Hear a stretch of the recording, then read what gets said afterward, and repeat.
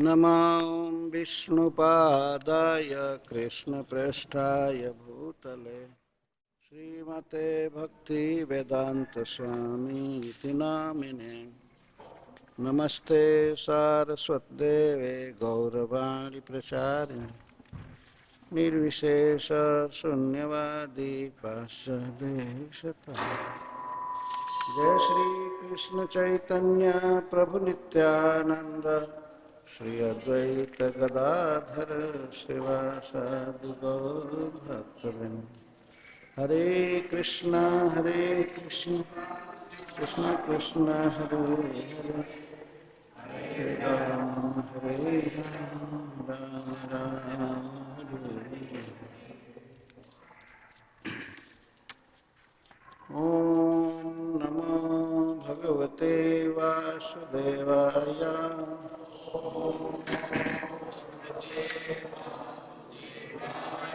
ओम नमो भगवते वासुदेवाय।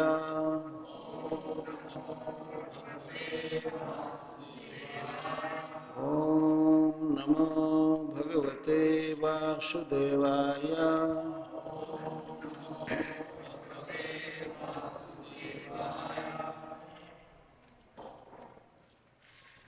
श्लोक 16 से चालू करें। इच्छितोऽन्तः पुरस्त्रीणाम् सव्रीडा प्रेम वीक्षितैः कृच्छ्राद् विसृष्टो निरगात् जातहासो हरन्मनः।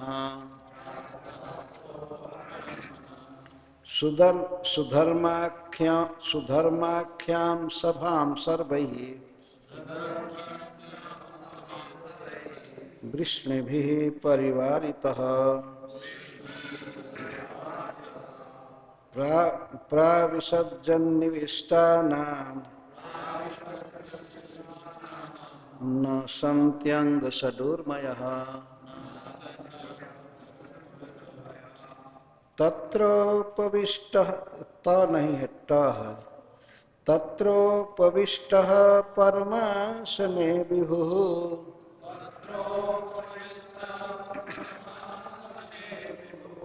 बभौ स्वभाषा ककुभो बभाषयन्। वृतो नृसिंहैर्जदुभिर्जदुत्तमो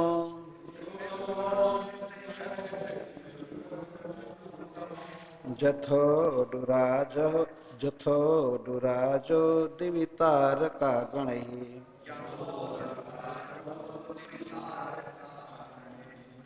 तत्रोपमन्त्रिणो राजन्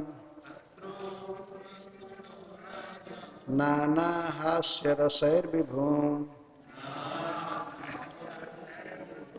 उपतस्थुर्नटाचार्या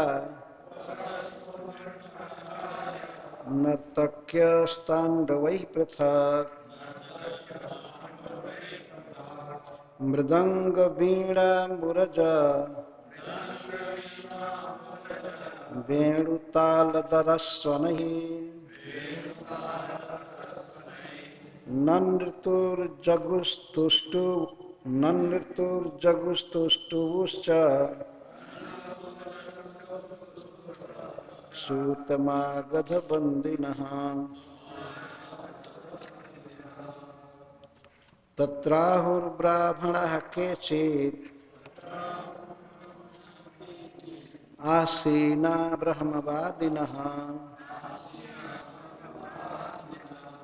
पूर्वेषां पुण्यजशसां राज्ञां च कथयत् कथः।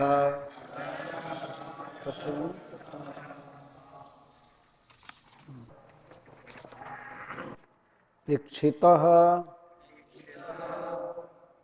देखे जा रहे थे। अंतःपुरस्त्रीणाम अंतःपुर में रहने वाली स्त्रियों के द्वारा, स्त्रियों का अपनी पत्नियों का सब्रीड प्रेम वीक्षित ही लज्जा से युक्त प्रेम पूर्ण चितवनों से कृच्छ्रात कठिनाई से विसृष्ट विदा दिए गए निर्गात घर से निकले जात हासह पत्नियों के विकलता को देखकर हंस रहे थे हरण हरते हुए मनः उनके मन को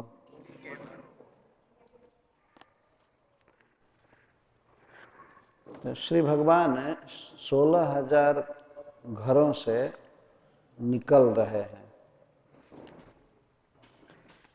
प्रत्येक घर से वे एक एक निकलते थे, 16,000 घर से निकलते थे। इसका अर्थ यह हुआ कि दारुक भी 16,000 हो जाते थे और रथ भी 16,000 प्रत्येक घर के पास जा करके लेते थे और सारे रथ आ करके एक जगह से कोई जानता नहीं था। भगवान का ये ऐश्वर्य है, किसी खास दूरी पर वो सारे रथ एक में विलीन हो जाते थे और सुधर्मा सभा में भगवान अकेले प्रवेश करते थे, मतलब एक ही रूप से। क्या कोई है इस दुनिया में आदमी जो एक ही समय में घर भी रहे और ऑफिस भी जाए? 2 रूप बना सकता है क्या? केवल 2 एक्सपेंशन करने को कह दीजिए, ठीक है, आज ऑफिस में भी जाओ और घर पर भी रहो। भगवान तो सर्वत्र हैं और उसी रूप से सर्वत्र। अपनी पत्नियों के महल में 16,108 रूप से रहते थे और सुधर्मा सभा में पुनः एक रूप से आते थे, प्रवेश करते थे। तो भगवान की पत्नियां उनको बड़े कष्ट से विदा देती थी। वे नहीं चाहती थी कि ये हमारे घर से बाहर जाएं, सदा अपने पास ही रखना चाहती थी।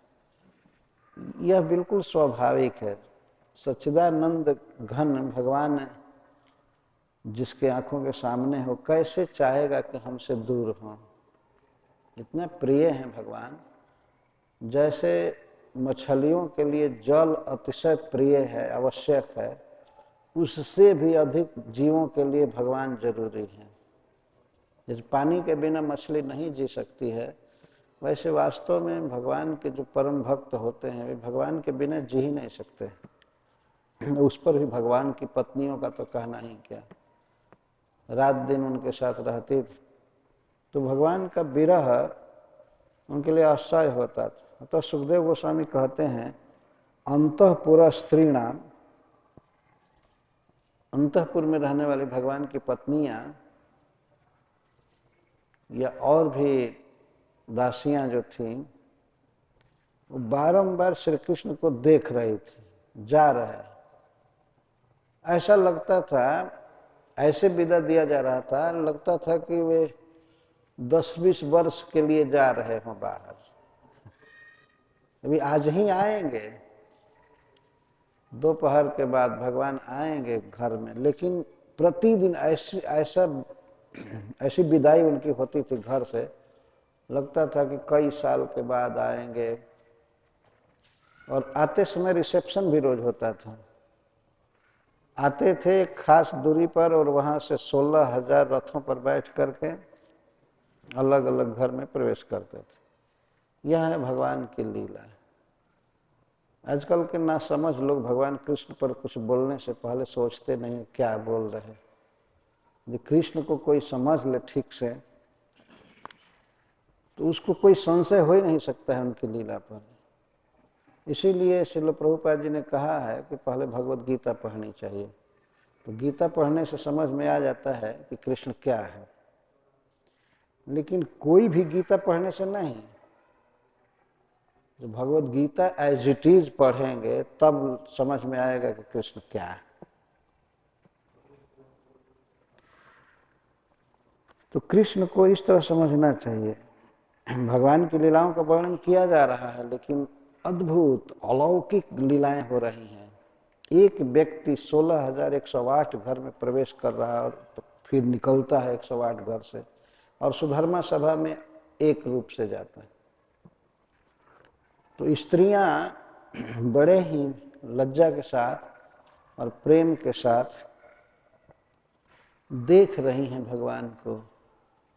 ऐसा लग रहा है कि देखो देखो, नेत्रों में प्यास है देखने के लिए, जबकि वे रात भर कृष्ण के साथ रही हैं, बहुत कुछ दिन तक साथ में ही रहती हैं, यही जीवन है, फिर भी कृष्ण को देखने में तृप्ति नहीं होती है। आंखों में और प्यास बनी रहती है, अभी तो देखें ही नहीं, अभी तो देखें ही नहीं।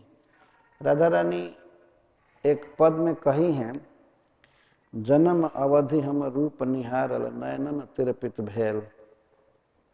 विद्यापति ठाकुर का एक पद है। राधा रानी कहते हैं, सखी मैं बचपन से ही कृष्ण को देख रही हूँ, परंतु हमें ऐसा लगता है कि आज ही देखी हूँ पहली बार। जब देखते हूँ तो यही अनुभव होता है, नयनन तिरपित भेल। हमारे नेत्रों की ऐसी आदत हो गई है, ऐसा इन्हें लगता है कि पहले कृष्ण को देखा ही नहीं। नित्य नवीन लगते हैं भगवान। इस संसार में ऐसा संभव ही नहीं। यदि बहुत देर तक कब कोई देखा जाता है, बहुत देर तक पति पत्नी रह जाए साथ में, तो कुछ समय के बाद, कुछ घंटे के बाद ही वो कहा, ठीक है तुम जाओ अपना काम करो, हमको अपना काम करने दो, ठीक है। इस संसार में कोई प्रेम उत्कंठा है ही नहीं। लेकिन कृष्ण के साथ जीवन भर रहा जाए तब भी मन नहीं भरेगा, और देखने की, बैठने की, बात करने की, छूने की लालसा बनी रहेगी, क्योंकि वो भगवान सच्चिदानंद घन है और जीव उनका अंश है। यदि सौभाग्य से किसी को कृष्ण को देखने का अवसर मिले तो वो व्यक्ति बिना देखे जी ही नहीं सकता है, रह ही नहीं सकता है। गोपियां जब श्री कृष्ण को देखती थी तो आंखों की पलक जब गिरती थी, उतना समय के लिए दर्शन में बाधा पड़ती थी, तो वे ब्रह्मा जी को गाली देती थी, इसको 4 मुंड है, 4 सिर है, लेकिन दिमाग कुछ भी नहीं है। हम लोगों के आंखों पर पलक क्यों बनाया, और एक तो 2 आंख दिया, यही गलती किया। हमें हजारों आंख चाहिए था, और बिना पलक के कृष्ण को हम निष्पलक देखते रहे। प्रतिदिन ब्रह्मा जी को गाली देती थी, प्रतिदिन। गोपियों का स्वभाव था। जब गाय चरा कर लौटते थे ब्रज में, उस समय कृष्ण की शोभा देखती थी तो सीधे ब्रह्मा जी को गाली देती थी, आक्रोश होता था, हाय हाय हमारे नेत्रों पर क्यों पलक बनाया, चारों वेदों का विद्वान होकर के चौगुना मूर्ख है, वास्तव योग्य सृष्टि करना नहीं जानता।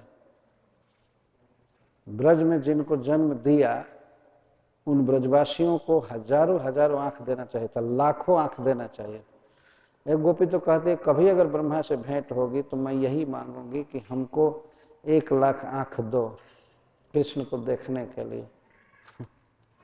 तो यहाँ पर श्रील सुखदेव गोस्वामी वर्णन करते हैं, इच्छित का अर्थ दृष्ट।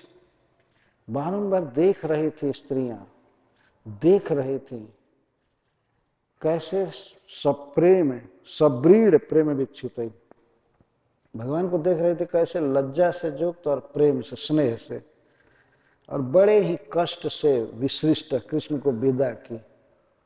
और भगवान बार बार कह रहे थे, ठीक है मैं अभी तुरंत आ रहा हूँ, अभी तुरंत आ रहा हूँ। मनुष्य ऐसे ही बोलता है, भी कहीं जाता है तो कहता है अभी आ रहे हैं हम, जा रहा है लेकिन कहता है कि अच्छा अभी हम आ रहे हैं, अभी आ रहे हैं, आ रहे हैं। ये नहीं कहता है कि अच्छा तो मैं जा रहा हूँ, जा रहा हूँ, तो जल्दी आऊँगा। जब भगवान हंस रहे थे, भगवान श्री कृष्ण के विरह में, भावी विरह में भगवान की पत्नियां रो रही थी, एक प्रकार से आंखों से आंसू निकलना ही बाकी था, तो भगवान हंस रहे हैं, जात हास, हंस रहे हैं कि हाँ क्या मैं थोड़े दूर जा रहा हूँ, परदेश थोड़े जा रहा हूँ, अभी आ रहा हूँ, चिंता मत करो। ये बात सोचकर भगवान को हंसी आ रही, हंसते हुए जा रहे हैं। और हंसते हुए इसलिए भी जा रहे हैं कि हमारे हंसते हुए चेहरे को देखकर हमारी पत्नियां सुखी रहेंगी। नहीं तो अगर मैं चिंता में जाऊंगा तो जब तक घर पर रहेंगे, मैं सुधर्मा सभा में रहूंगा, तो सोचेंगे कि हमारे प्रियतम कोई डिप्रेशन में है या कुछ चिंता में है ना। इसलिए भगवान हंस रहे थे। वैसे तो स्वाभाविक हंसी उनके चेहरे पर आती, बना करके हंसना नहीं पड़ता है। जैसे इधर कोई स्टूडियो में जाए फोटो खिंचाने के लिए तो फोटोग्राफर कहता है जरा मुस्कुराइए, अगर वो मुस्कुराए भी तो उसमें कोई दम नहीं होता है। और कभी कभी तो लोग कहा जाता है कि मुस्कुराओ, थोड़ा मुस्कुराओ, तो जो पहले हंसता रहता है वो फिर गंभीर हो जाता है, मुंह लटक जाता है ना। क्योंकि जीव के शरीर ये प्राकृत देह है, जड़ है, इसमें जीव सुखी हो ही नहीं सकता।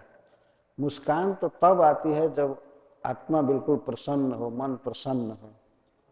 तो भगवान तो आनंद के मूर्ति ही हैं, उनमें कोई दुख, कोई चिंता या सेल फोन करके चिंता में पड़ जाए, ये यहाँ जाना वहाँ जाना, और ट्रैफिक लाइट अगर लाल हो गई तो आदमी चिंता में पड़ता है, अरे देर हो रही है, ये हो रहा है। भगवान इस तरह से कभी चिंता में नहीं है, वो आनंद में है। तो इच्छितोन्तः पुरस्त्रीणाम सबरीण प्रेम वीक्षित कृष्णाद विशिष्टो निर्गात जात हासो हरण मन। बारंबार स्त्रियां देख रहे थे और भगवान हंस करके उनके मन को हर कर चले गए।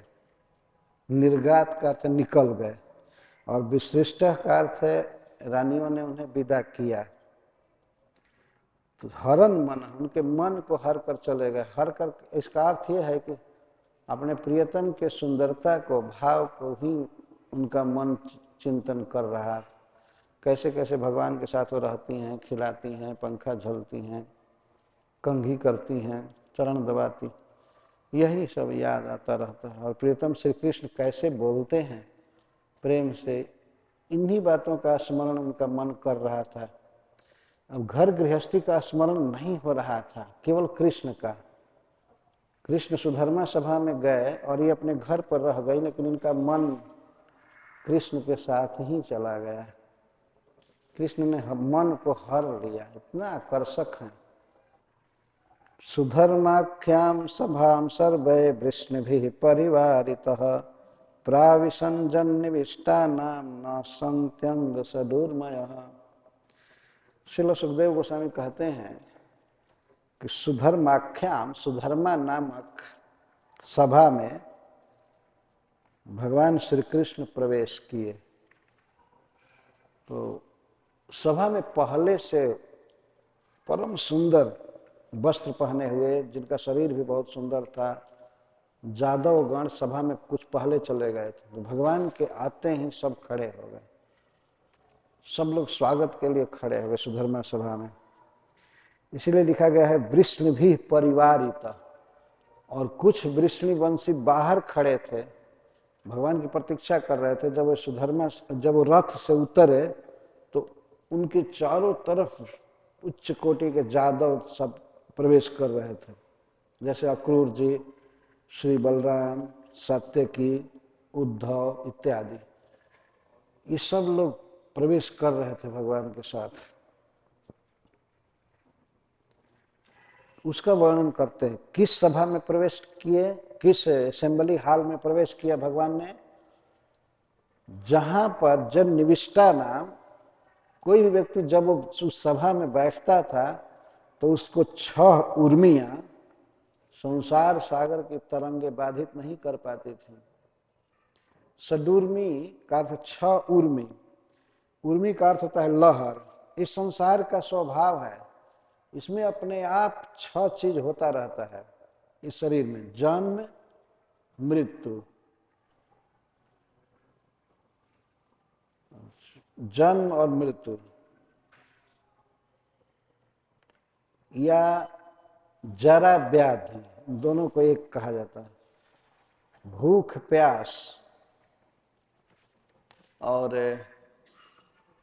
शोक मोह, इच्छा होते रहते हैं सब। भूख प्यास, आप किसी भी सभा में बैठिए इस संसार में, भूख लग जाएगी, है ना। ऑफिस से निकल कर लंच लेना पड़ता है, लंच का टाइम होता है ना, लेकिन वहां उस सभा में बैठने वाले को कभी भूख नहीं लगती थी। इसका अर्थ ये नहीं है कि पेट में पाचन शक्ति खराब है इसलिए भूख नहीं लग रही है।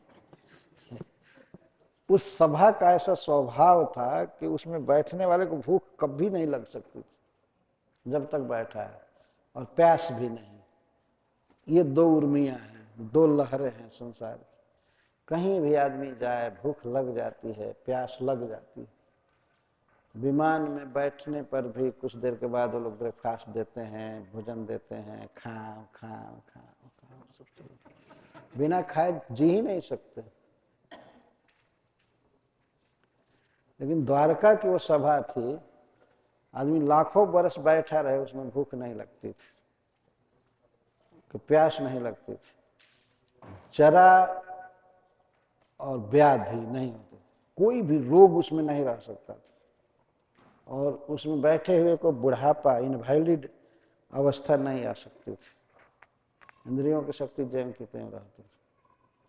और शोक मोह नहीं, शोक का तो किसी बात की चिंता नहीं होती थी। जब मनुष्य मन में भविष्य के अनिष्ट की आशंका करता है या बीते हुए कार्य के लिए चिंता करता है, उसको शोक कहते हैं। मनुष्य के आनंद को सुखा देता है वो शोक।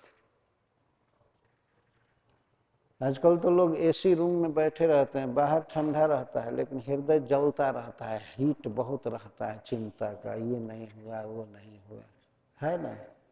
ये एसी भवन हमको चिंता से मुक्त नहीं कर पाता है। नींद नहीं आती है, कभी कभी लोग चिंता में पड़े रहते हैं। और मोह है, मोह का अर्थ है अज्ञान। मैं ये देह हूँ और देह से संबंधी वस्तुएं और लोग हमारे हैं, मेरे हैं, और इसी भावना में जीव दुखी रहता है। इसको मोह कहते हैं, भ्रम, अज्ञान। जीव जब देह नहीं है तो फिर उसके पुत्र आदि कैसे उसके हो सकते हैं, देह के संबंधी कैसे हो सकते, देह वो है ही नहीं, तो देह के संबंधी उसके संबंधी कैसे हो सकते। तो जब देह और गेह है, देह को मैं मानता है जीव और देह के संबंधित वस्तुओं और लोगों को मेरा मानता है, तो इसको मोह कहा गया, अज्ञान। सुधर्मा सभा में बैठने वाले जन निविष्टा नाम केवल प्रवेश भर कर जाए, वहां रहे, तो उसको कभी भूख प्यास नहीं और शोक मोह नहीं, बुढ़ापा नहीं, कोई रोग नहीं, और जन्म नहीं, मृत्यु नहीं। जन्म का तो कोई प्रश्न ही नहीं, उसकी कभी मृत्यु नहीं हो सकती थी। ये भगवान जहां पर बैठे हैं और सारी फैसिलिटी, आजकल तो कोई कल्पना भी नहीं कर सकता है इस चीज की। ठीक है, मान लीजिए बहुत हॉट है तो आप उसको एसी बना दिए, बहुत करेंगे तो एसी बना देंगे, या जाड़े में हीटर चला देंगे, गर्म कर देंगे, लेकिन वो भवन में रहने से ही भूख बंद हो जाएगी, या बुढ़ापा का कष्ट नहीं होगा, रोग नहीं सताएंगे, ये तो होता रहता है। और अज्ञान तो अपने आप, शोक मोह तो लगा ही रहता है। पर उस सभा में बैठने वालों को 6 प्रकार की उर्मियां, लहरें नहीं सता पाती थी।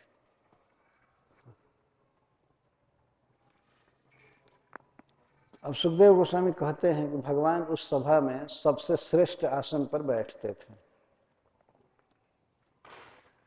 तत्रोपविष्टः परमासने विभुः बभौ स्वभाषा ककुभो बभाषयन् वृतो नृसिंहे जदुभिर्जदुत्तमो जथो दुराजो दिवितारका गणैः। तत्र तस्याम सभायाम सुधर्मायाम, उस सुधर्मा सभा में समस्त जादवों के बीच में जदुत्तम, जादव श्रेष्ठ भगवान श्री कृष्ण चमक रहे थे। स्वभाषा ककभो भाषण, भगवान में इतना तेज है, इतना तेज है कि उनके तेज से सारी दिशाएं जगमगा रही थी, ये बैठने से। जिस सभा में भगवान बैठे हैं और कहाँ बैठते थे श्री कृष्ण? बिल्कुल बीच में, और ऐसे गोलाकार असेंबली थी, राउंड, और किसी को भी भगवान कृष्ण का पीठ नहीं दिखाई दे रहा था। सब यही देखते थे कि हमारे सामने बैठे हैं। सर्वतोक्षी शिरोमुखम, कहा गया उपनिषद में कि भगवान के सब ओर आंख है, सब ओर पैर है, सब ओर कान है। भगवान में वास्तव में पीठ और छाती का भेद नहीं है। ये सुविधा थी, गोलाकार में बैठे थे, अगर इधर कोई बैठा है तो वो भी देख रहा है कृष्ण हमारे सामने बैठे। प्रत्येक यादव यही देख रहे थे, कृष्ण हमारे सामने बैठे हैं, हम पर देख रहे हैं। यह विशेषता है भगवान की। ब्रज में भी सखाओं के साथ खाने के लिए भी ऐसे ही बैठते थे। सबको यही लगता था कृष्ण हमारे सामने बैठे, कृष्ण हमारे सामने बैठे। तो यादवों के बीच में भगवान श्री कृष्ण ऐसे बैठे, और सुखदेव गोस्वामी भी देख रहे हैं तो इनको भी चारों तरफ सम्मुख ही दिख रहे हैं कृष्ण। तो मान लीजिए कथा कहने वाला अगर सभा में देखे कि इस कोने से देखने पर श्री कृष्ण का मुख दिखाई दे रहा है, तो उधर घूम करके जा सकता है मन ही मन। अब देखें उधर, उधर भी मुख ही दिखाई दे रहा है, सब जगह मुख, सम्मुख। उन जादुओं के बीच भगवान अपनी प्रतिभा से, अपने तेज से ऐसे चमक रहे थे जैसे उनके तेज से दिशाएं जगमगा रही थी। और आकाश मंडल में जैसे चंद्रमा ताराओं के बीच में जगमग करते हैं, चारों ओर तारे रहते हैं और बीच में चंद्रमा, पूर्णिमा के चंद्रमा, उस तरह से जदुचंद्र, कृष्ण चंद्र चमक रहे थे। भगवान की उपमा बारंबार चंद्रमा से दी गई है। क्यों? क्योंकि चंद्रमा बहुत शीतल स्वभाव के हैं, कूलिंग लाइट है, बहुत अच्छा लगता है। भगवान के स्वरूप की तुलना बार बार चंद्रमा से की जाती है, उपमा दी जाती है। कृष्णचंद्र, श्री रामचंद्र, गौरचंद्र, प्राय हम लोग लगाते हैं शब्द। मायापुर में हम लोगों का मंदिर है, उसको चैतन्य चंद्रोदय मंदिर कहते हैं। चंद्रोदय मंदिर, चंद्रोदय मंदिर। चैतन्य महाप्रभु माँ सची के गर्भ से उसी तरह प्रकट हुए जैसे पूर्व दिशा में चंद्रमा उगता है, चंद्रोदय। यहाँ पर श्रील सुखदेव गोस्वामी कह रहे हैं जैसे ताराओं के बीच में, तारका गणई, ताराओं के साथ चंद्रमा सुंदर लगते हैं। उडुराज, उडुराज माने चंद्रमा, चंद्रमा जैसे सुंदर लगते हैं, वैसे जादवों के बीच में, जादवों से घिरे हुए भगवान श्री कृष्ण बहुत सुंदर लग रहे हैं।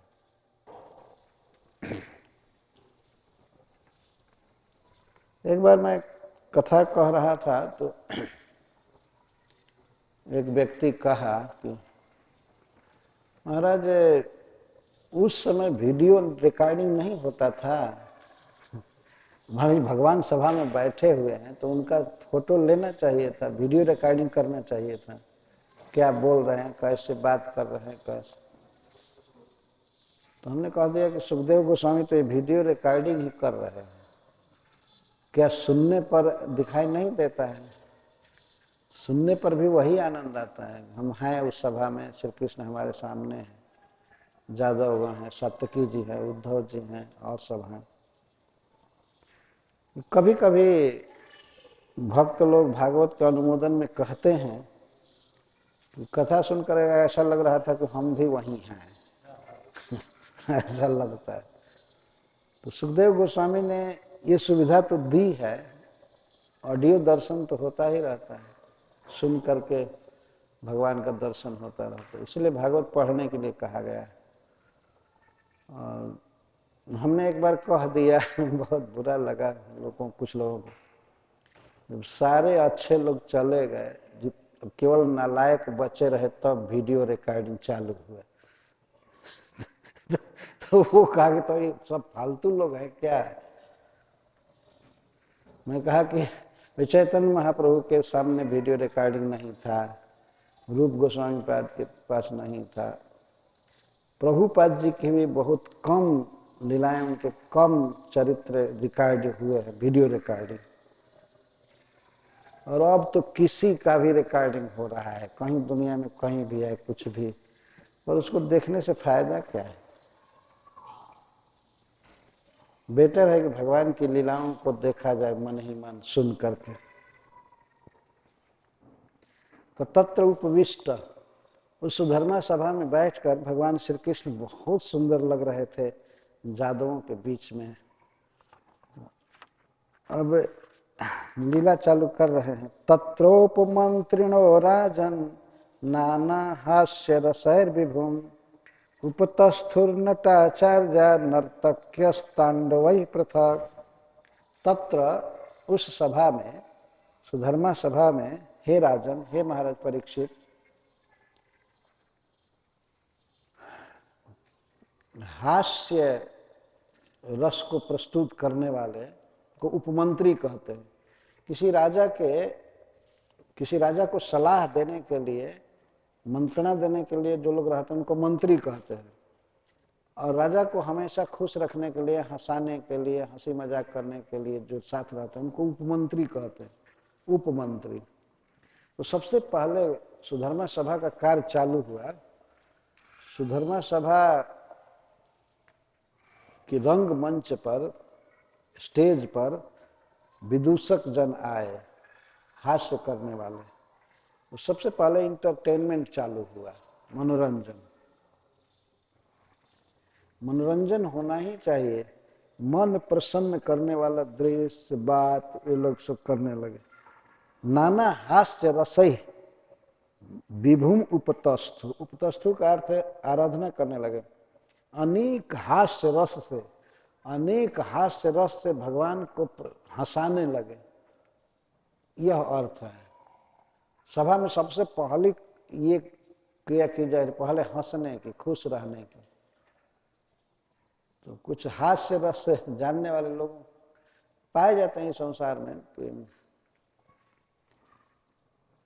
हमने एक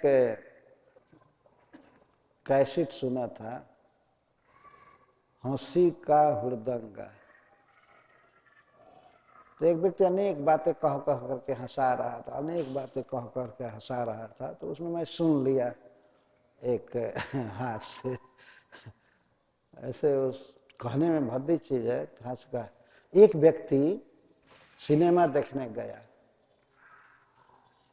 तो सिनेमा देखने गया, सिनेमा चल रहा था, चालू हो रहा था, तब तक पत्नी भी गई थी साथ में। तो उसके गोद में एक बच्चा था, तो वो रोने लगा। वो रोने लगा तो पति बगल में बैठा था, वो कहा कि चुप कराओ, चुप कराओ, चुप कराओ, चुप कराओ, चुप कराओ इस बच्चे को, चुप। तो वो कहा नहीं, चुप नहीं हो रहा है, चुप नहीं हो रहा है। तो वो कह दिया दूध पिलाओ, दूध पिलाओ, दूध पीने से चुप हो जाएगा, दूध पिलाओ। तो चुप नहीं हो रहा था, वो दूध पिला, वो चुप हो ही नहीं रहा था, वो पिला नहीं पाती थी। जब बच्चा चुप हो तब तो दूध पिए, वो रोता ही जा रहा। तो वो कह दिया तुम दूध क्यों नहीं पिला रही हो? तो वो कहती है पी नहीं रहा है, पी नहीं रहा। तब तक वो कह दिया क्यों नहीं पी रहा है, उसका बाप पिएगा।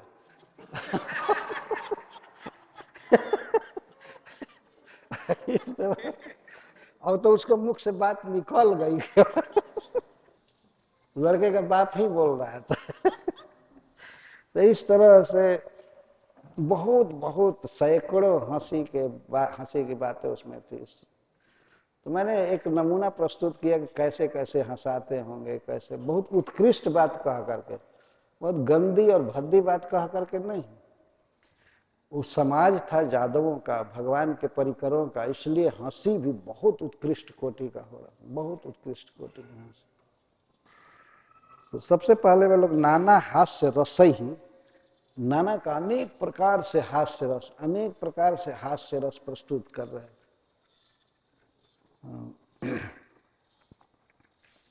उस समय एक सुना था उसी में, कैसेट में, कि एक लड़का साइकिल चला करके आ रहा था, बाइसिकल चला करके आ रहा था, और स्लोप पर, ढालू पर नीचे एक ट्रैफिक पुलिस खड़ा था।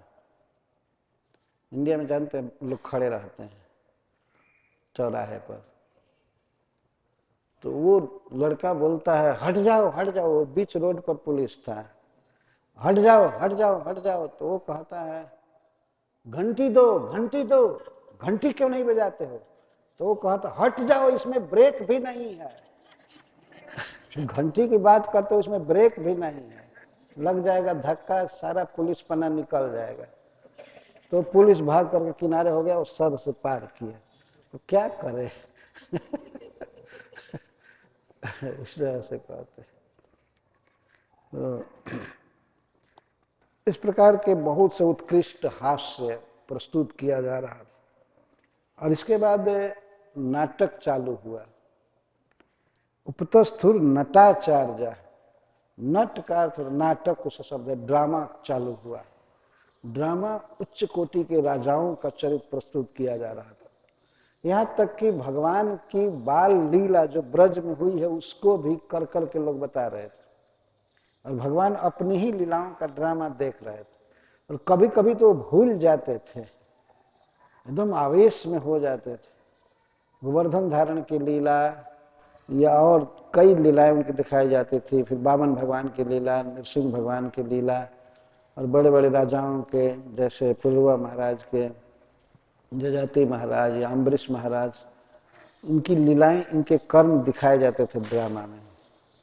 आजकल के थर्ड क्लास के दृश्य नहीं जो सिनेमा में लोग दिखाते हैं, ये गंदा दृश्य, और उससे कोई फायदा नहीं समाज को, और चेतना गिर जाती है।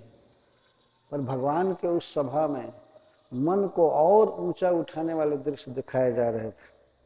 नर्तक्य तांडव ही पृथक, और उस सभा में नर्तकियां नाचती थी। इसके बाद तांडव नृत्य, तांडव नृत्य का अर्थ भगवान शिव वाला नृत्य नहीं है। तांडव का अर्थ अनेक प्रकार से कुशलता से वे नाच रही थी, राग ताल तरंग के साथ, और वे गाती भी थी, नाचती भी थी। कैसे? ताल पर, ताल के अनुसार बाजा बजते थे, उसके अनुसार नाच चालू होता था। और गीत क्या गाया जा रहा था? सब भगवान की लीलाएं गाई जा रही थी, और राजर्षियों का उच्च चरित्र दिखाया जा रहा था। मृदंग वीणा मुरज वेणु ताल दरस्वन ही नृतुर्जगुस्तुष्टुश्च सूतमागध बंदिनः।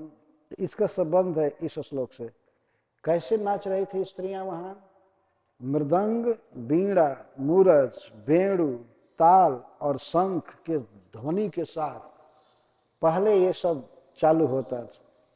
और ऐसा नहीं था कि रिकॉर्डिंग पर नाच रही थी। आजकल लोग प्रस्तुत करते हैं, कोई नाचने वाली आती है, ऑलरेडी बाजा बजा हुआ है, और चूड़ी या नूपुर वो सब कुछ रिकॉर्डिंग में बजाए होते हैं।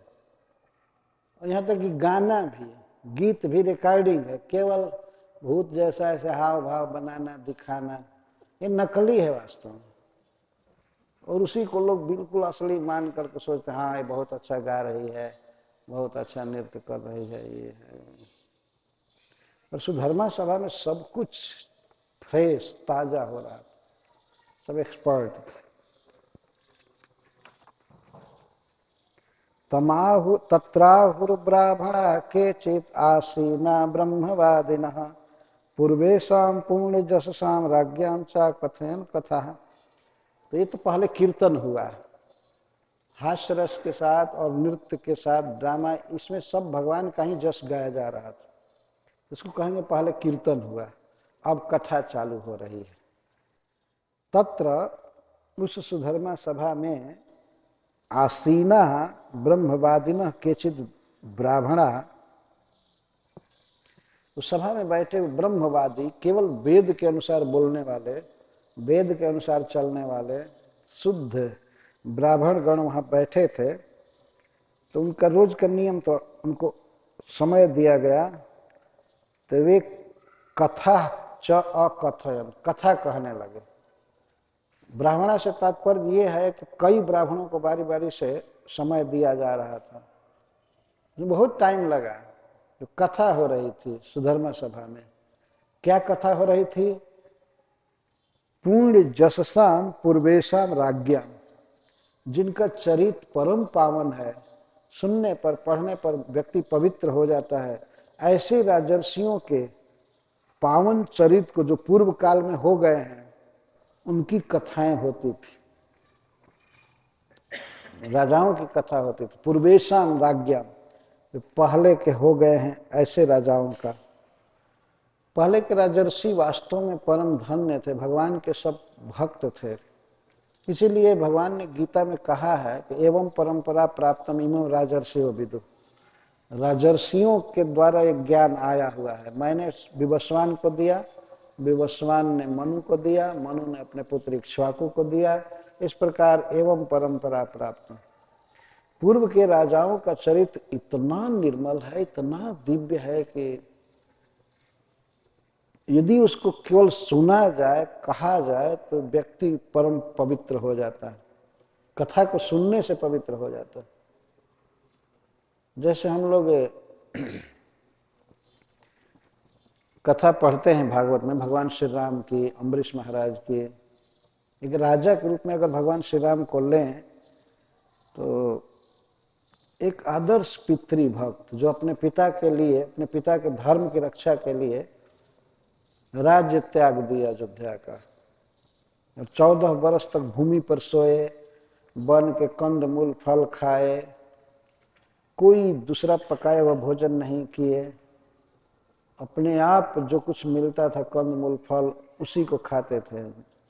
हमेशा फर्श पर, जमीन पर सोए, कुश बिछा करके, या कभी कभी केवल पत्थर पर मृगचर्म बिछा करके। ऐसा नहीं था कि भगवान श्री राम स्लीपिंग बैग लेकर घूम रहे थे वन में, यहाँ वहाँ, कोई फैसिलिटी नहीं। अयोध्या से एक पैसा नहीं ले गए थे। भगवान श्री राम के चरित्र को जब व्यक्ति सुनता है तो उसके अंदर से भोगों की वासना बिल्कुल समाप्त हो जाती है, भगवान में प्रेम बढ़ता है। कई ऐसी बातें हैं, कई ऐसी बातें, इतना तक उनका परम पावन चरित्र है कि महापापी का भी चित्त बदल जाता है। रावण जब सीता जी का हरण करके ले गया, अशोक वाटिका में रखा, तो बार बार सीता जी को समझा रहा था कि तुम मेरी पटरानी बन जाओ, तुम मेरी ओर देखो, मुझे स्वीकार कर लो। रावण क्यों प्रार्थना करता था कि रावण को वर दिया गया था, यदि किसी भी स्त्री के साथ तुमने बलात् कुकर्म करने की चेष्टा किया तो तुम उसी समय मर जाओगे। इसीलिए रावण मनाता रहता था सीता जी को। वो जबरदस्ती फोर्स नहीं कर सकता था, वो मनाता था, कभी कभी पैर पर भी गिरता था कि तुम मान जाओ, मान जाओ। लेकिन सीता जी तो उसको कभी देखती नहीं थी। तो किसी ने कहा रावण से कि देखो, सीता का प्रेम राम से है, तो तुम योग में परम सिद्धि पाए हो, तो राम का वेश धारण करके सीता के पास जाओ। उस समय सीता तुम्हारे कपट को पहचान नहीं पाएगी और राम समझकर तुम्हारा आलिंगन करेगी। तो रावण को अच्छा लगा, ठीक कहता है। तो स्वरूप बना लिया मनुष्य का बिल्कुल। 10 सिर में से 9 डिसअपियर्ड हो गया, बाह सब 18 बाह चली गई। वो बहुत सिद्ध था। और इसके बाद सांवला स्वरूप बना लिया, पेंट किया होगा चाहे जो कुछ, पीताम्बर मंगवाया, पहनने लगा। तो ये सब जब पहन रहा था, राम का वेश बना रहा था, तो उसका मन बदलने लगा। दूसरी स्त्री के प्रति उसकी ये भावना होने लगी कि ये हमारी माँ है। छोटे छोटे बच्चियों के प्रति भावना होने लगी कि ये हमारी पुत्री है। सीता के प्रति भी माँ की भावना होने लगी उसकी। तो उसने अपनी इस दुर्दशा को बताया लोगों से, मंत्रियों से, कि हमारा चित्त क्यों बदल जा रहा है। सीता को भोगने की बात ही मेरे मन से निकल जा रही है। किसी भी स्त्री के प्रति मेरे मन में काम वासना नहीं रहती है, अपनी पत्नियों को छोड़कर। तो पूछा ऐसा क्यों हो रहा है। तो उन्होंने बताया कि तुम राम का जो वेश धारण कर रहे हो, इसका प्रभाव हो रहा है। तब वो कहा, तब तो बहुत खतरनाक वेश है, मैं ये धारण नहीं करूँगा। मैं धारण नहीं करूँगा, तुरंत हटा दिया, नहीं नहीं मुझे रावण ही रहना है मुझे रावण ही रहना है, राम नहीं बनना है, मेरा चित्त बदल रहा है। तो जिसका वेश धारण करने पर चित्त बदल सकता है, रावण जैसे गुंडा का, उसका जस कितना पवित्र है, कितना पवित्र है, कितना पावन, ये सहज समझा जा सकता है। प्रतिदिन मनुष्यों के भीतर काम वासना आती है, क्रोध आता है, लोभ आता है। इसीलिए पूर्व के राजर्षियों का चरित्र सुनना चाहिए, जिससे वो हमारी गंदगी दूर होती जाए, जीवन में पुण्य आता जाए, पवित्र भावनाएं आवे। आजकल लोग टीवी देखते हैं, सिनेमा देखते हैं, इसमें बहुत ही कनिष्ठ, बहुत ही गंदे लोगों का सब कुछ रहता है। इसलिए मनुष्य के चिंतन का धरातल जो है बहुत लो हो गया है, वो सोच ही नहीं सकता हायर चीज, केवल गंदा सुनने और देखने के कारण। सुधर्मा सभा में पूर्ण कीर्ति राजाओं का जस गाया जा रहा था। कौन कथा कह रहे थे? ब्रह्मवादी ब्राह्मण,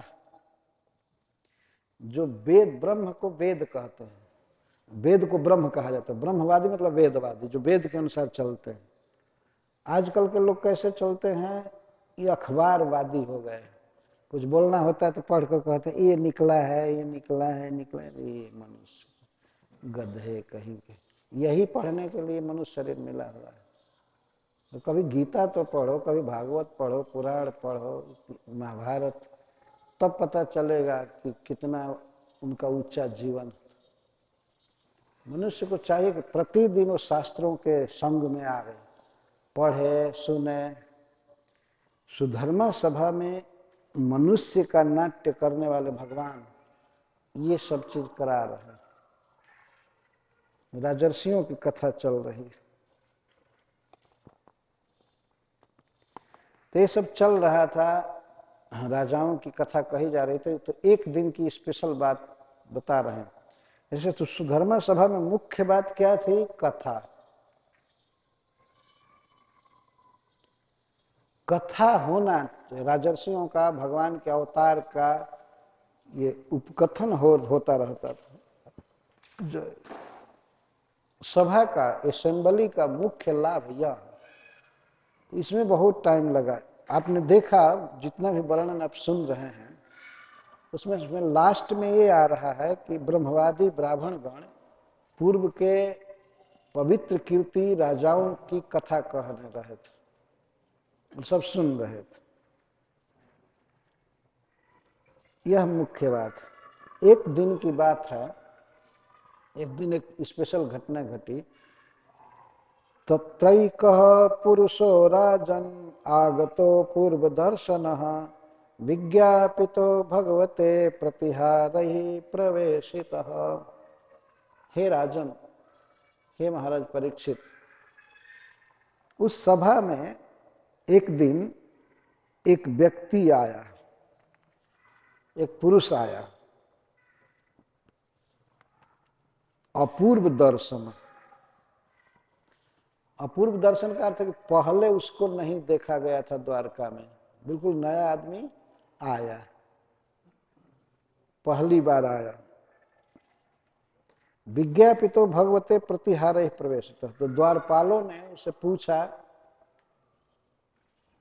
आपका क्या उद्देश्य है यहाँ आने का? तो कहा कि हम भगवान से मिलना चाहते हैं। तो प्रतिहार, द्वारपाल आकर भगवान से पूछे कि एक व्यक्ति आया है आपसे मिलना चाहता है, तो भगवान ने कहा ठीक है। ऐसा नहीं कहा कि अब उसको टाइम दे दो, 10 दिन के बाद आवे। इतने दुर्लभ भगवान जादुओं के बीच में बैठे हैं, क्रियाकलाप चल रहा है, कथाएं चल रही हैं, और कोई व्यक्ति आया तो भगवान मिलने के लिए तुरंत टाइम दे, ठीक है बुलाओ, सभा में बुलाओ। इधर तो बिल्कुल छोटा आदमी भी लिख रहता है नो एडमिशन, नो एडमिशन। और झूठ पर ये दुनिया चल रही है। अपने फोन में वही आदमी रिकॉर्ड करता है no one is available to pick up your car, वहीं रहता है और अपनी आवाज खुद सुनता है ना, सेल फोन पर या लैंड फोन पर। कोई सुलभ नहीं है आपके, तुम्हारे फोन को उठाने के लिए। Give your name and address या फ़ोन नंबर जो भी है, अपना फ़ोन नंबर दो। और कभी कभी ऐसा देखा जाता है कि अगर अनुकूल आदमी है, उसका फ़ोन, उसकी आवाज़ मिले तो तुरंत उठा लेते हैं। ये कहना चाहिए ना कि भाई हम सबका फ़ोन नहीं उठा पाएंगे, हम विचार करके तब उठाएंगे ऐसे भरना चाहिए। लेकिन कोई किसी का फ़ोन आवे एक बार तो no one is available to pick up your call, झूठा। इतना दुर्लभ हो गए, इतना बिजी हो गए कि किसी का फ़ोन आ रहा है तो उसको उठाने की फुर्सत नहीं। लेकिन भगवान देखिए किस तरह से रुचि रखते हैं किसी व्यक्ति की। कोई नीडी पर्सन, कोई शरण में आया हुआ है तो उसको तुरंत प्रवेश कराया गया। प्रतिहार विज्ञापितो भगवते प्रतिहारे प्रवेशित, भगवान को कहा गया कि आया है तो भगवान ने कहा जाओ लाओ, तो भगवान के सामने लाया गया। आकर के सबसे पहले उसने भगवान कृष्ण को प्रणाम किया और इसके बाद अन्य सबको नमस्कार किया हाथ जोड़कर। स नमस्कृत्य कृष्णाय परेशाय कृतांजलि राज्ञामावेदय दुखम जरासंध निरोधजम। वह व्यक्ति कृष्णाय परेशाय नमस्कृत्य कृतांजलि, भगवान श्री कृष्ण को प्रणाम करके फिर हाथ जोड़कर खड़ा हुआ। कृष्ण क्या है? परेश है। परेश का अर्थ है पराणाम ब्रह्मादिनाम अपि ईश, जो पर हैं, श्रेष्ठ हैं, ब्रह्मा शिवादि उनके भी ईश्वर हैं कृष्ण, इसलिए उनको परेश कहते हैं। पर ईश परेश, पर का अर्थ श्रेष्ठ, श्रेष्ठ लोगों के भी ईश्वर हैं, सबके ईश्वर हैं। तो ऐसे प्रभु को उस व्यक्ति ने प्रणाम किया और राजाओं का दुख सुनाना चालू किया। 20,000 क्षत्रिय राजा कैद किए गए थे जरासंध के द्वारा राजगृह में। यह राजगृह पटना के पास है। मगध देश का राजा था जरासंध, और सबसे शक्तिशाली राजा था उस समय। जितने और राजा थे सब उसका चरण चूमते थे। उसके लिए अर्जुन कहते हैं कि वो राजाओं के मस्तक पर पैर देकर चलता था, जमीन पर नहीं चला था कभी इसका मतलब है कि बहुत बड़ा राजा था, सब उसके अधीन थे। और कंस उसका दामाद था। अस्थि और प्राप्ति उसकी 2 कन्याओं का विवाह कंस से हुआ था। कंस को जब भगवान ने मार दिया, इसके बाद वो ससुर खौफ हो गया। उसकी पुत्रियां विधवा हो गईं तो वो कृष्ण पर 18 बार चढ़ाई किया। 17 बार तो उसको मारा गया, सेना मारी गई। 18वीं बार भगवान रणछोड़ बन गए, युद्ध छोड़कर भाग चले। युद्ध छोड़ने के कारण भगवान की प्रशंसा होती है। वो रणछोड़ जी बन गए डाकोर में, की पूजा होती है। जो भी हो, जरासंध बहुत बलवान व्यक्ति था और दिग्विजय के लिए निकला था एक बार। तो जिन जिन राजाओं ने उसको उसके सामने मतलब अपनी अधीनता स्वीकार नहीं की, जिन जिन राजाओं ने उनको कैद कर लिया और उनके परिवार के लोगों को भी, मतलब पुत्र आदि को कैद कर लिया। तो इस तरह से 20,000 क्षत्रियों को कैद कर लिया। वो कहता था हमारे सामने झुको। कुछ लोग हुए हैं इतिहास में, ऐसे लोग कहते थे हमारी अधीनता स्वीकार करो, नहीं तो मैं तुम्हारे ऊपर बम फेंकूंगा। मतलब बहुत ऐसे हुए। बाद में काल के गाल में वो चले गए। तो वो जरासंध ऐसा राजा था, बहुत बदमाश था। खास करके जो वैष्णव राजा थे, कृष्ण के प्रति, विष्णु के प्रति भक्ति थी, उन लोगों को भी ज्यादा पकड़ा कि लोग क्यों कृष्ण की भक्ति करते हैं, विष्णु की भक्ति करते हैं, क्यों? वो हमारे दामाद को मारा है। तो वैष्णव समझ करके और दुख दे रहा था, और कैद करके उनको रखा कहाँ था? कोई उतना बड़ा तो जेल था नहीं, एक पर्वत की घाटी थी जहाँ पर्वत के दोनों शिखर बहुत ऊंचे ऊंचे रहते हैं, बीच में घाटी जैसी रहती है, गुफा भी नहीं अच्छा से। वहीं पर सबको कैद करके रख दिया था। वे लोग भूख सह रहे थे, भोजन भी नहीं दे रहा था, कपड़ा अच्छा से नहीं दे रहा था, ना स्नान करते थे वे लोग, ना अच्छा से खा पीते थे। और एक दिन निश्चित किया था जिस दिन 20,000 राजाओं को बलि चढ़ाने वाला था, भैरव को। तो शिव जी का ही एक रूप है भैरव कहते। तो सबको कत्ल करने वाला था, एक दिन डेट डाला गया था। तो वे राजा लोग भगवान के पास एक पत्र लिखे। जिस किसी कारण से भी उनको पता हो गया था कि भगवान इस पृथ्वी पर अवतार लिए हैं, अपने शरणागत की रक्षा करते हैं, तो वे लोग पत्र लिखे। उनका लिखा हुआ पत्र भागवत में ज्यों करते आया है। वो व्यक्ति जो दूत बनकर आया था वो सुनाएगा भगवान को, जादुओं के बीच में उस पत्र को सुनाएगा। तो जरासंध निरोधजम दुखम, जरासंध जो कैद कर लिया था राजाओं को और बुरी तरह से ट्रीट कर रहा था, नहीं भोजन नहीं देना, पानी नहीं देना, सोने की व्यवस्था नहीं, कुछ नहीं, कपड़ा नहीं। तो जरासंध निरोधज दुख, इसको पहले समझाया, पहले सुनाया भगवान को कि हे नाथ, हे जगत के ईश्वर, हे शरणागत वत्सल, आपका भक्त होने के कारण जरासंध उन राजाओं को इतना दुख दिया है, ये दुख दिया है।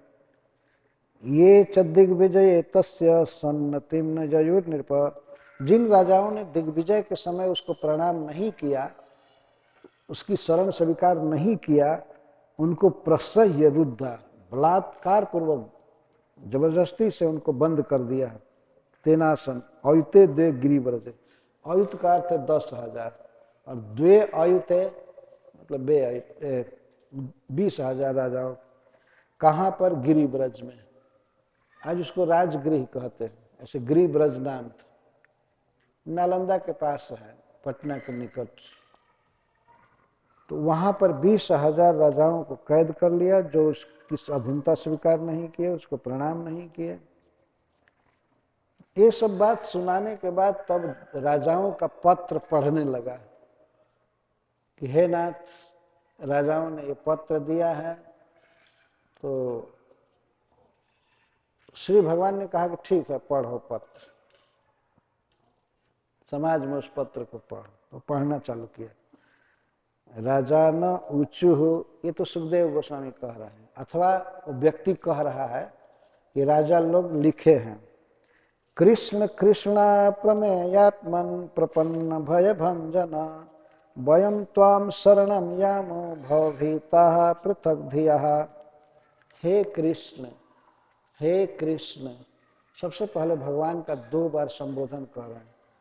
ये पत्र में लिख रहे हैं हे कृष्ण, हे कृष्ण। कृष्ण का अर्थ होता है हे परब्रह्म, हे भगवान, अप्रमेयात्मन, आपका स्वरूप, आपका वैभव, ऐश्वर्य नापा नहीं जा सकता, आप सीमा से परे हैं।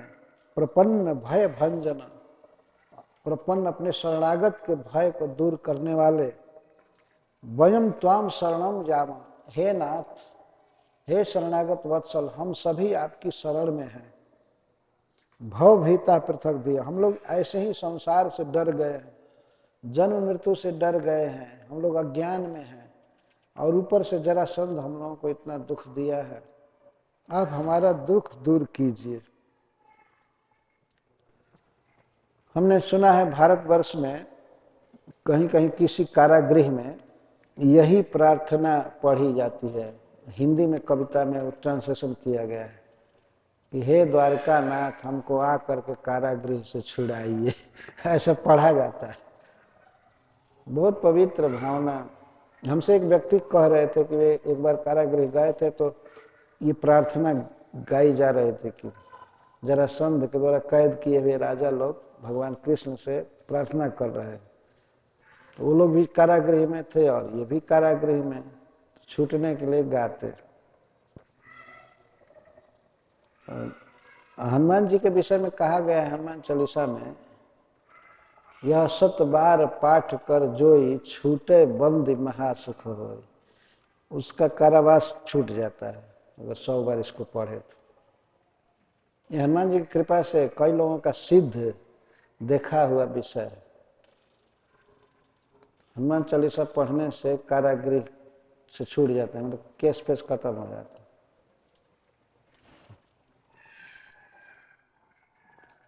तो राजा लोग कहते हैं कृष्ण कृष्णा प्रमेयात्मन प्रपन्न भय भंजन वयम त्वाम शरणम यामो भवभीता पृथक धियः। हम आपकी शरण में हैं। हम लोग आप जरासंध से ही नहीं, हम लोग अपने कर्म बंधन से भी उब गए हैं, दुखी हो गए हैं, बहुत दुख हो रहा है।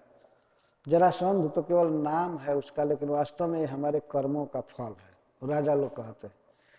और इसके बाद वे कहते हैं लोको विकर्म निरतः कुशले प्रमत्तः कर्मण्ययं त्वदुदिते भवदर्चने स्वे यस्तावदस्य बलवान् इह जीवितासां सद्यः छिनत्य निमिषाय नमोस्तु तस्मै।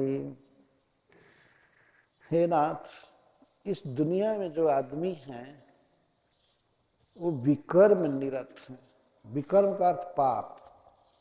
लोको विकर्म निरत, जनरल पब्लिक वास्तव में पाप में रत है, विकर्म में रत।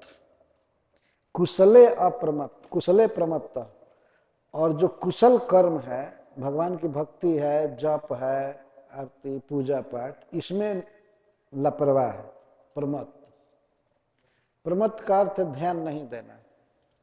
जो पाप कर्म है उसको रच रच करके कर रहा है, बढ़िया से स्केड्यूल बना करके और अच्छा से पाप करता रहता है, लेकिन भक्ति में प्रमत्त, लापरवाह। कर्मण्येन त्वदुदिते भवदर्चने से, कौन सा कुशल कर्म है? त्वद उदित, जिस कर्म का आपने उपदेश किया है, जिसको भागवत धर्म कहते हैं। भवद अर्चने, जिसमें आपकी अर्चना की जाती है, आपकी भक्ति की जाती है। ऐसे कर्म में दुनिया के लोग बिल्कुल लापरवाह हैं और विकर्म में रचे पचे हैं। उल्टा जो कर्म है उसमें लगे हुए हैं।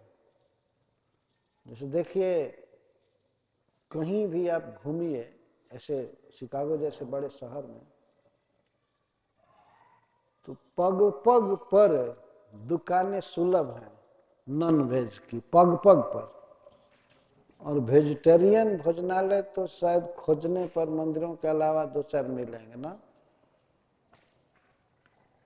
टोटल वेजिटेरियन फूड है तो मिलना बहुत कठिन है। और उसमें भी महाप्रसाद तो मंदिरों को छोड़ करके और कहीं नहीं मिल सकता। कुछ लोगों के घरों में है, लेकिन वो संख्या की दृष्टि से कुछ भी नहीं है। पग पग में यहाँ जाइए तो हलाल मीट, वहाँ ये मीट, वहाँ ये मीट, ये मीट, ये मीट, मीट ही मीट चारों तरफ। चिकन, क्या क्या लिखा हुआ चारों तरफ। दुनिया के लोग बस यही खा रहे हैं, मांस खा रहे हैं, जिसको श्रील प्रभुपाद जी ने मना किया है, नो मीट ईटिंग। मीट खाने में 99% से भी ज्यादा लोग हैं किसी न किसी तरह से, दुनिया के सब संख्या मिलाई जाए तो। कोई कोई लोग मीट नहीं खाते हैं तो कोई हेल्थ के प्रॉब्लम से कुछ दूसरे भी हो सकते। ऐसा नहीं कि धर्म है मीट नहीं खाना, धर्म है शाकाहारी भोजन करना, भगवान को प्रसाद खाना। इस भाव से वेजिटेरियन बहुत कम लोग हैं, ज्यादा मांसाहारी। और सब जगह प्रचार या पीने का, ये लिकर है, ये है, वो है, ये पियो, ये पियो, ये पियो। हमेशा ये बताया तो हम तुमको बहुत कम दाम में पीने को दे रहे हैं, इस सेल पर है तो पियो पियो पियो। इंडिया में भी दूध का या साग सब्जी का उतना बिल्कुल प्रचार नहीं जितना शराब का प्रचार है। वहाँ किलोमीटर पर लिखा हुआ है सब जगह। बियर पियो, बियर पियो, बियर पियो, ये अंग्रेजी शराब, देसी शराब, ठेका, भांग सब भांग का ठेका, शराब का ठेका। और सरकारी एक डिपार्ट भी है इंडिया में जो ये मना करने के लिए है कि शराब मत पीजिए, शराब से ये हानि है, शराब करे खराब, जो शराब का हुआ शिकार उसने फूंक दिया घर बार।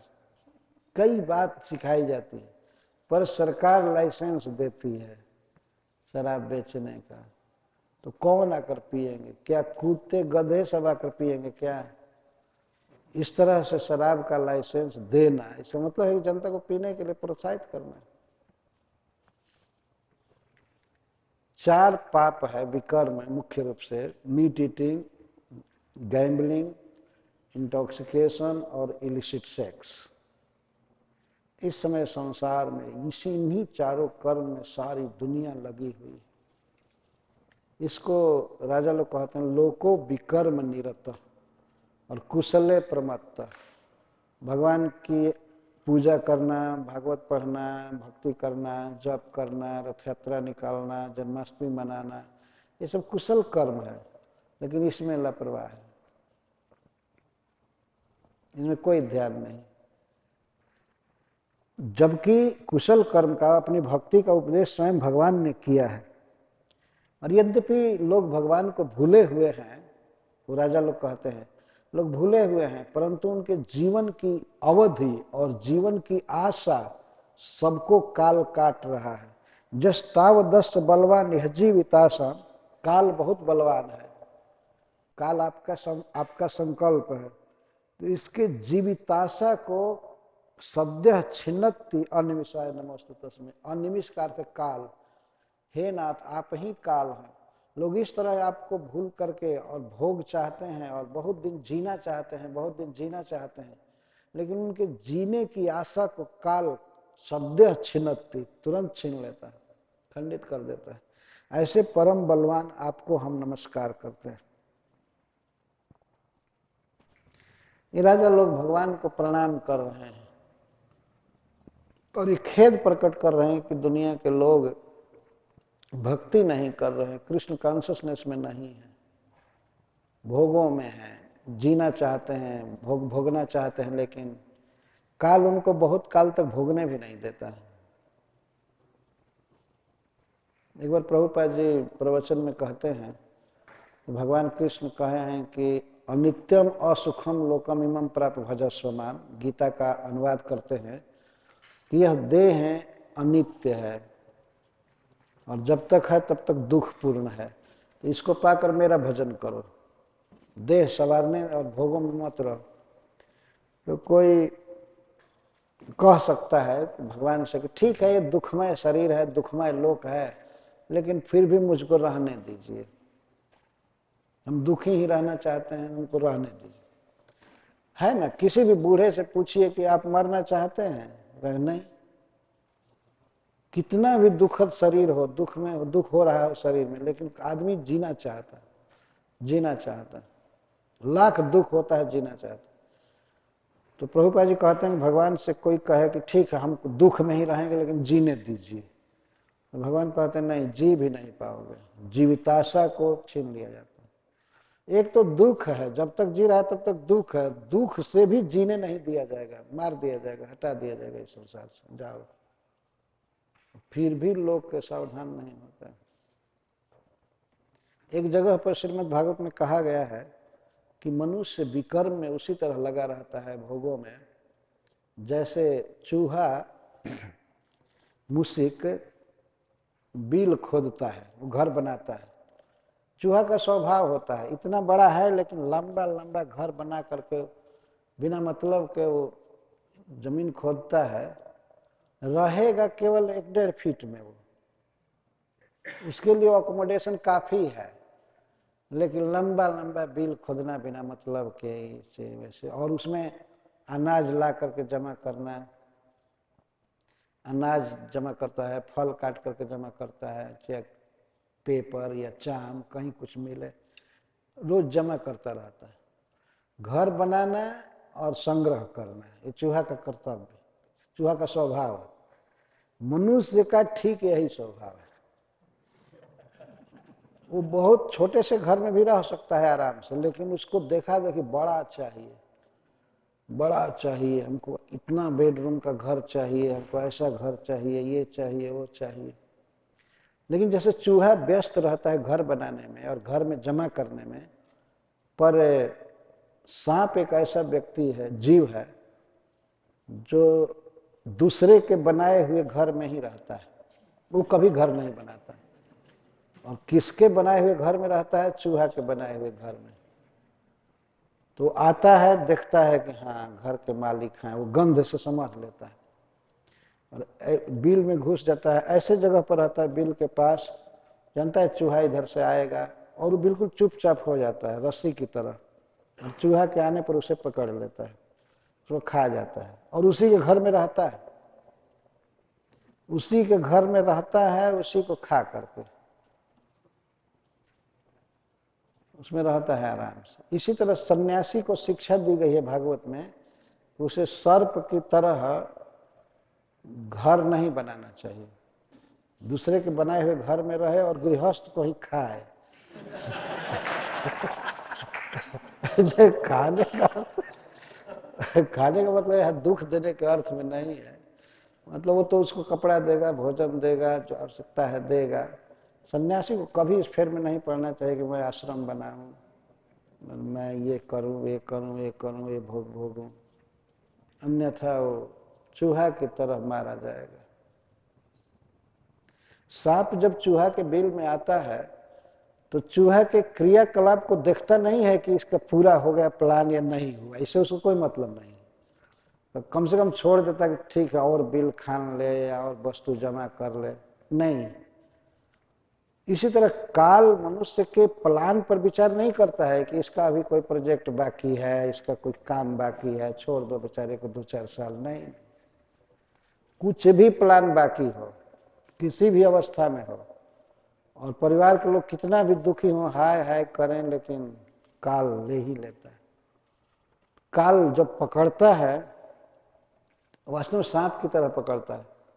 कभी कभी तो चूहा छूट जाता है सांप से, छूट जाता है तो उसका मतलब ये हुआ कि काल पकड़ा लेकिन पूरा दाब से नहीं पकड़ा, छूट गया। छूट गया तो मनुष्य को ऐसे लेंगे कि ये जो मनुष्य रूपी चूहा है, इसको कोई रोग आता है तब तक अस्पताल चला जाता है, और अस्पताल से ठीक होकर के फिर घर आ जाता है, जिसका मतलब सांप से छूट गया। लेकिन लास्ट में जब सांप पकड़ेगा पूरी तरह से, तो कितना भी चें चा कीजिए, यह हॉस्पिटल वह हॉस्पिटल, लेकिन अब सुनवाई नहीं, जाना ही पड़ेगा। ये अंतिम पकड़ होती है काल की। उस समय डॉक्टर आदि कोई या दूसरे चूहा मिलकर बचा नहीं पाएंगे इनको, है ना। जब चूहा को कोई सांप पकड़ ले मजबूती से, तो दूसरे चूहे वहां आ ही नहीं सकते, वो क्या छुड़ाएंगे। तो डॉक्टर और हॉस्पिटल मिल करके क्या करेंगे जब काल रूपी अजगर पकड़ लिया, तो नहीं छुड़ा पाते। एक बार एक व्यक्ति विष पी लिया था मरने के लिए, लेकिन तत्काल उपचार हुआ, वो मर नहीं पाया। विष की उल्टी करा दी गई, कह कराया गया, और सब एक डॉक्टर के पास हम लोग ले गए थे, मैं भी गया था।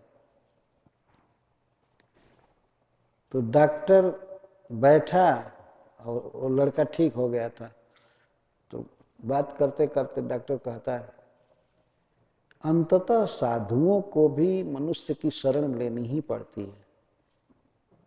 वो कहा मनुष्य की शरण लेनी ही पड़ती है। देखिए आखिर हमने ठीक किया ना इसको, नहीं तो ये मर गया होता। हमने कहा नहीं, आपने कुछ नहीं किया। पहले तो मैं ये कहा कि जो दवा उसको आपने पिलाया, आप अपने पेट से निकाले थे।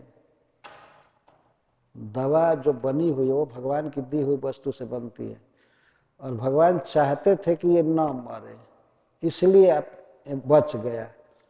नहीं नहीं तो वहीं कीर्तन क्यों नहीं किया आप लोग मंदिर में इसको लेकर के?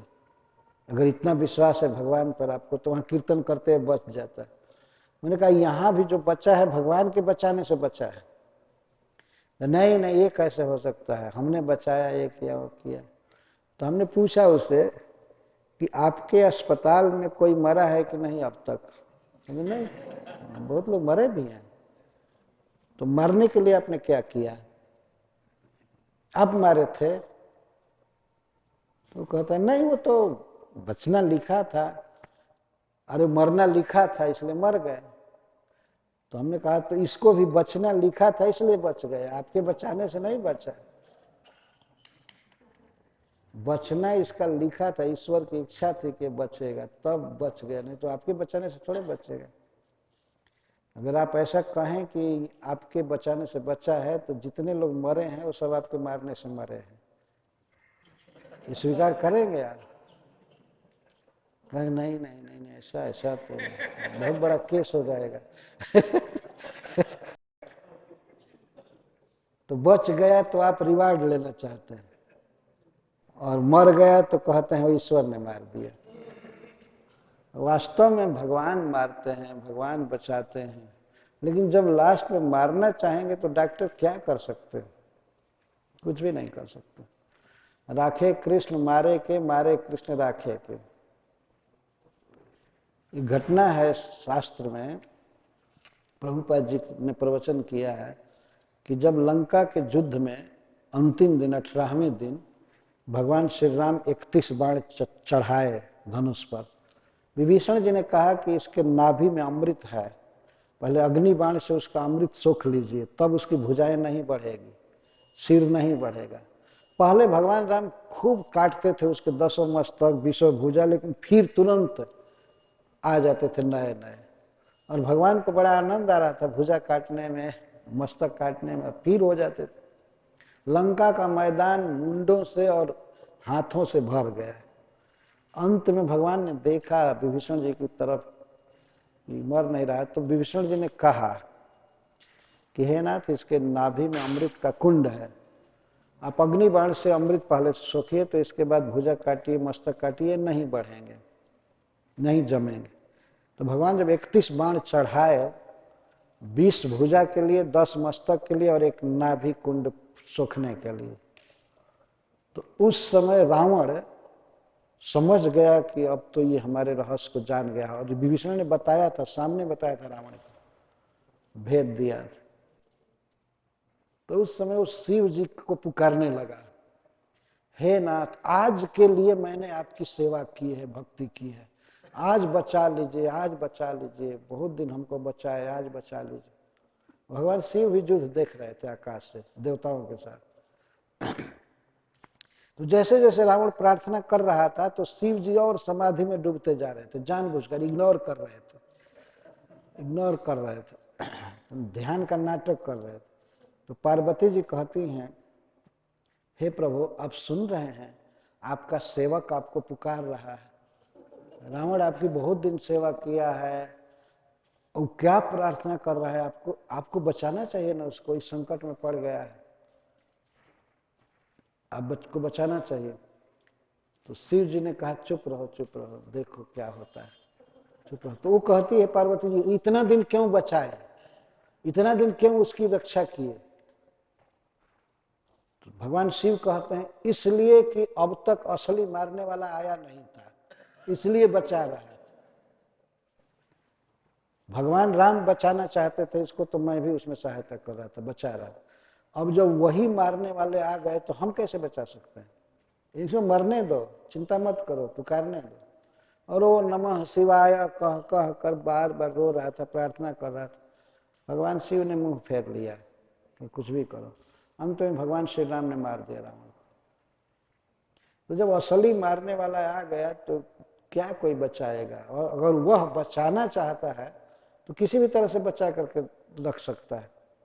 गर्भ जो है माता का, क्या वो जीने की जगह है? जरा विचार कीजिए, कंजस्टेड आंतों के बीच में बच्चा जीवित रहता है, क्या वो जीने की जगह है? पर भगवान चाहते हैं कि बच्चा जिए तो जीवित रहता है, और नहीं चाहे तो बाहर फ्रेश हवा में, घर में आकर के भी मर जाता है। कोई जवानी में मर जाता है, कोई बुढ़ापे में, कोई बचपन में। वो नहीं चाहते हैं कि जिए तो कोई बचा नहीं सकता, और वो चाहते हैं कि जिए तो बच्चा गर्भ में ही जीवित रहता है। कितनी तो ऐसी घटनाएं हैं कि कुछ अवैध संतान होने के कारण कोई स्त्री बच्चे को बाहर रख दी है और वहां पर भी उसको कोई कुछ नहीं हुआ, जी गया। जैसे कर्ण के बारे में आप लोगों को सुना होगा। कुंती महारानी ने कुमारी अवस्था में उसको जन्म दिया था। बहुत पवित्र स्त्री है, भगवान सूर्य के द्वारा दृष्टि से जन्म हो गया था।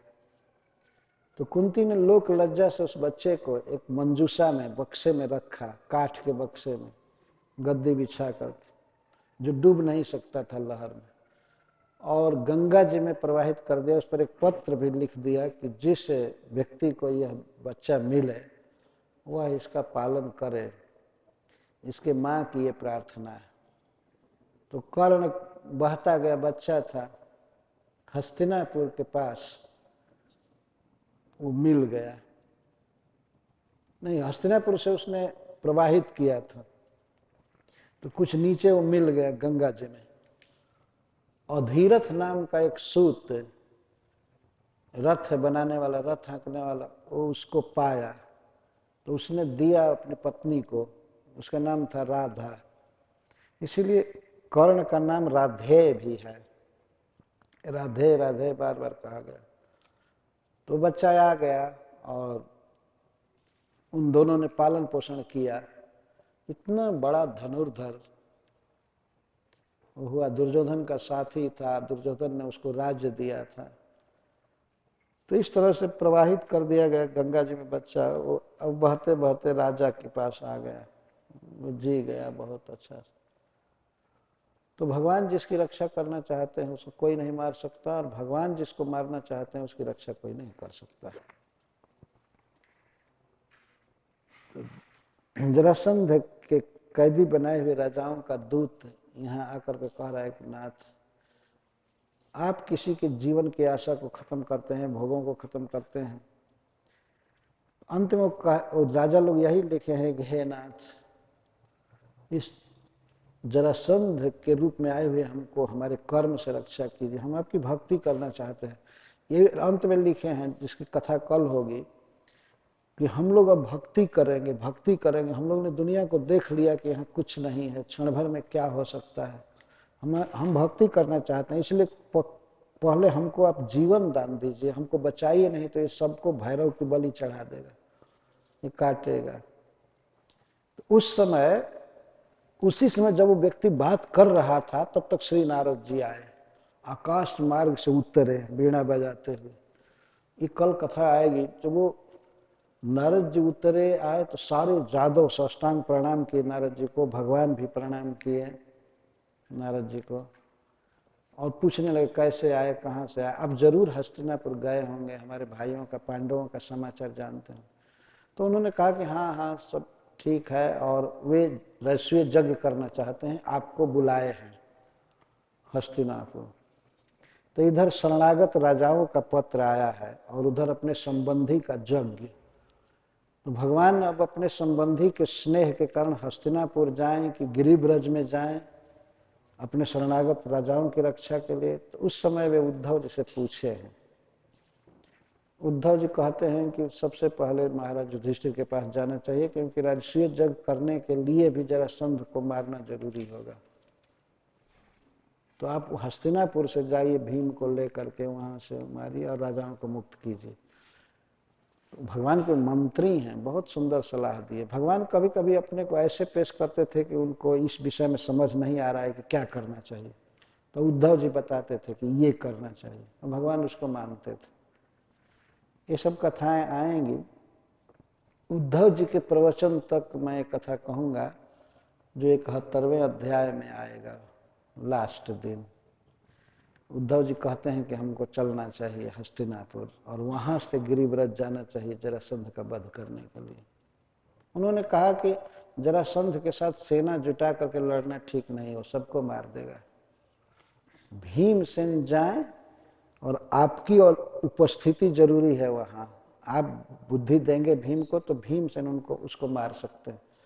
उद्धव जी ने भी बताया कि वो जोड़ा हुआ है उसका शरीर, जरा नाम की राक्षसी ने जोड़ा था उसके शरीर को। तो भेद बताया, जोड़ा है तो उसको फाड़ा जा सकता है, मारा नहीं जा सकता है। तो भीमसेन ने बाद में मारा था जरासंध। राजाओं के पत्र की चर्चा कल भी होगी विशेष रूप से। हरे कृष्ण। जय श्री कृष्ण।